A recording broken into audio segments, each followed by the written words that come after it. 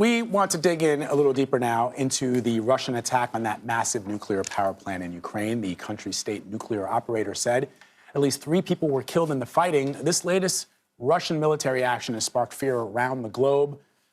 Jill Hruby is the Undersecretary for Nuclear Security with the Department of Energy and an administrator with the National Nuclear Security Administration. She joins us now to discuss the situation at the plant. Thank you so much for being with us. You briefed President Biden on the situation at the plant. What can you tell us about that call? And what is your understanding of the Russian strategy in targeting that nuclear plant? Yeah, good morning. Good to be with you. My call with President Biden last night focused on whether or not we were seeing any radiation. He had talked to President Zelensky. President Zelensky, of course, is asking for any help from the U.S. And the answer is we've not seen at this plant any increase in radiation through our monitors there throughout this incident. And also that we had contingencies for worst case scenarios. So we feel now that it's unfortunate that the Russians are taking over the Ukrainian nuclear power plants, but we don't have any serious safety concerns.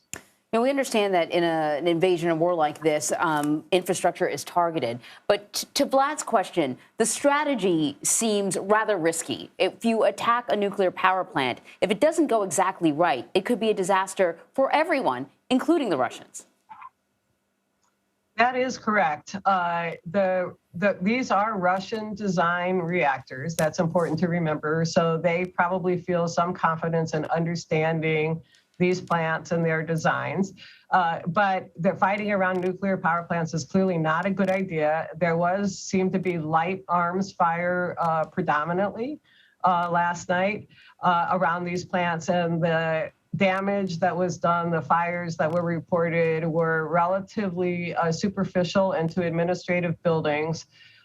So the Ukrainian operators were extremely responsible in how they responded to this event by taking a couple of the reactors down, and they have 1 reactor out of the 6 operating at partial capacity to keep stability on the grid.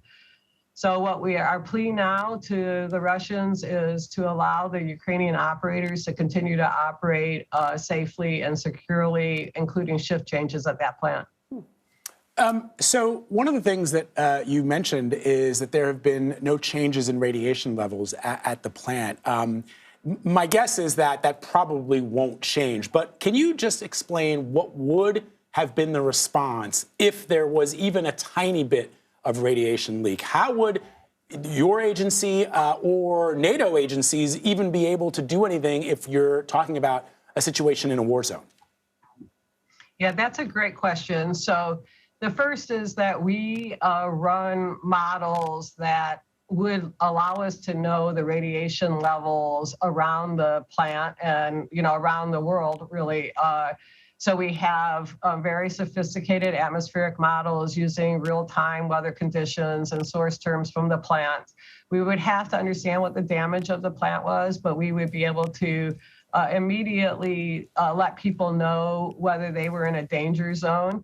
And then we would also make sure that the diesel generator backup power that allows cooling at these plants were operating and that was limiting any radiation damage. It is important to understand that nuclear power plants, including this one, are designed to withstand significant shelling or bombardment, including a jet plane crash, right? So we think this plant is relatively safe from the kinds of light arms that they were using, but use of any military action or military shelling around plants is obviously not a good idea. Yeah, you just mentioned that these plants are fortified to take on this sort of incoming, if you will. But we know that wars are no longer just fought on the battlefield, right? They're fought in cyberspace. Ukraine had sustained a number of cyber attacks prior to this. It's kind of like the playbook of Russia. Certainly, there's a concern here about our own infrastructure. How secure are these facilities when it comes to cyber attacks? You know, certainly the U.S. and working with people around the world have worked very hard to make sure that these systems are quite safe from cyber attack or having worst case conditions with radiation releases due to cyber attack. So we feel fairly confident, but that doesn't mean we're not doing anything. We will continue to provide, do work and provide any assistance for cyber protection that we can. All right, Jill Hruby, thank you so much. Yeah, thank you.